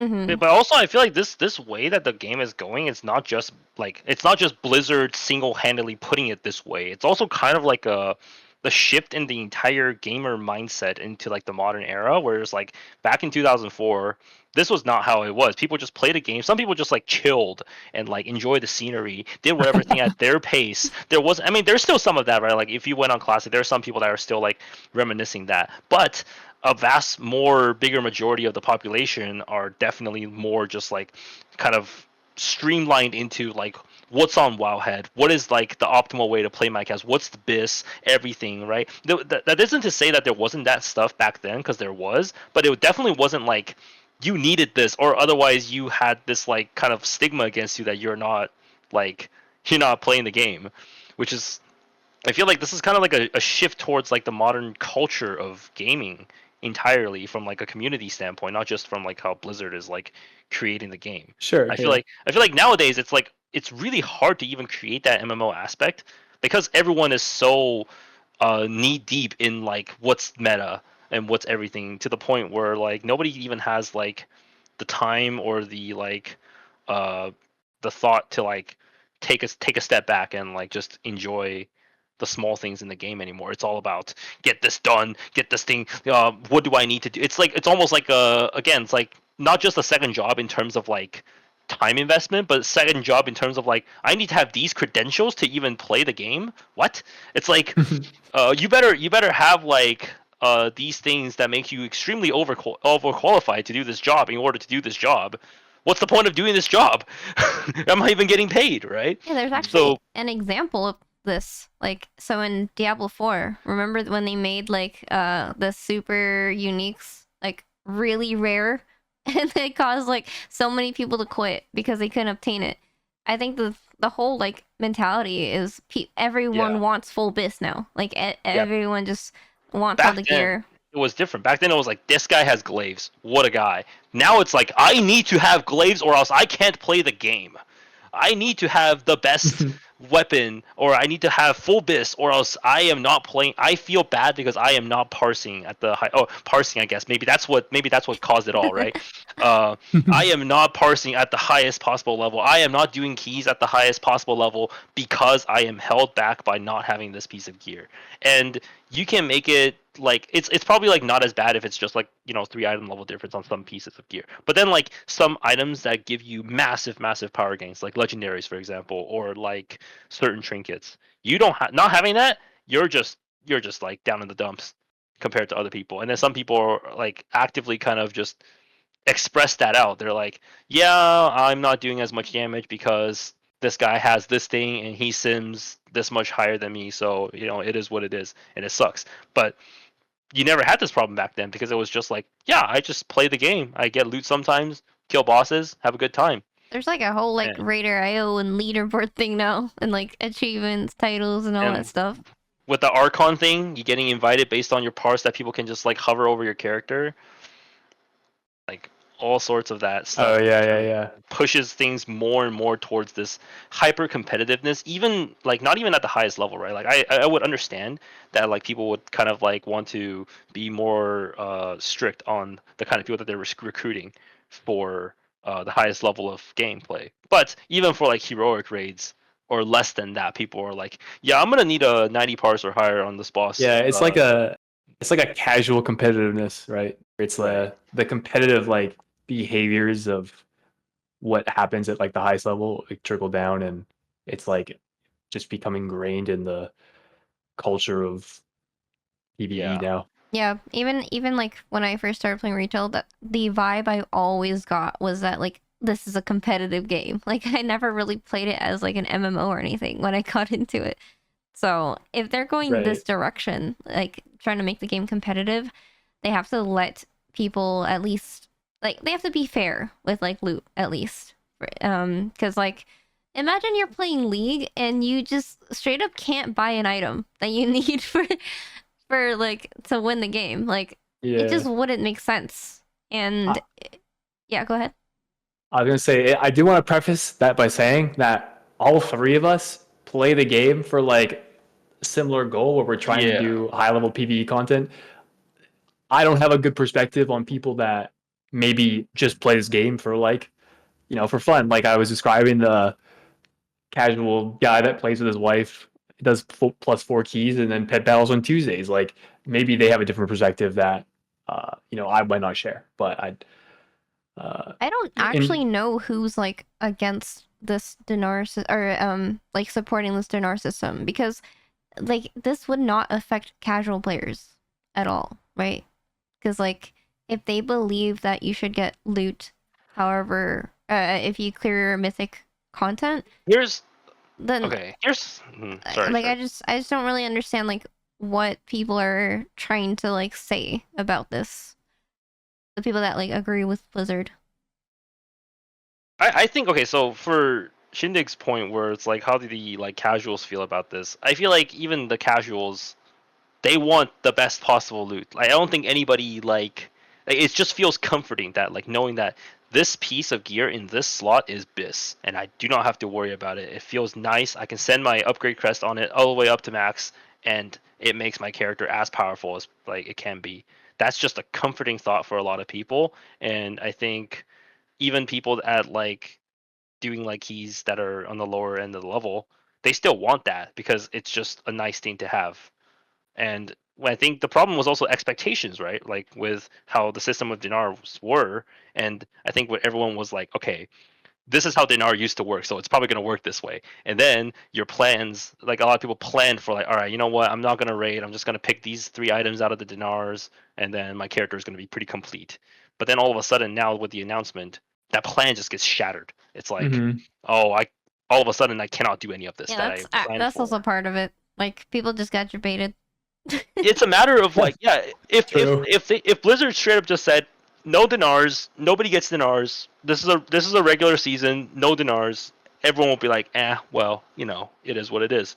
But the problem was, it's like this kind of bait and switch where it's like, oh, there's this potential that you're going to get all this stuff, but actually it's actually not that. Then people are like, man, they hit this the bait and sucks. switch on us, dude. They The bait and switch, teased us with it. Sucks the most. They gave us a little bit and then they pull it back. Yeah, they pull the rug right under your foot. That sucks the most. It's like that's why people like hate getting nerfed. Even if they're really OP, they hate getting nerfed, right? It's like people, if you're really really OP and you need to get nerfed, people would rather have not been buffed to that level at any point and just like gotten like small buffs over time than to get like a nerf. Then they're just like, man, this sucks. And especially like towards the end of seasons, which is why like when they like nerf things, it's like now this key level isn't even possible anymore. Or like last season with raiding, where they like after they like took Prez Evokers down a peg, now raiding is just all of a sudden a lot harder, and they have to like nerf all these bosses accordingly to that, right? So I feel like I mean, it's probably like really hard to do that from like a balance perspective, but like for the gearing perspective, definitely you can just not hit the bait and switch on players and just make it clear. Also, like just be transparent earlier, right? Like start of season, be like, this is what dinars are going to come out at this point, and it's going to be this system. Then people can kind of like at least plan around that. Be like, you know what, this is the season. I'm going to get into a mythic raiding guild, and mythic raid and earn my keep or whatnot. Sure. Whereas like a lot of people just all of a sudden halfway through the season got hit by the bait and switch, and instead of a tool that they would use to keep players engaged and play more of the season, they're just like, nah, I'm out. I'm not dealing with this. I feel bad about this. I'm not playing the rest of the season. See you in 11.3 or 2, whatever. Right? Yeah. Okay.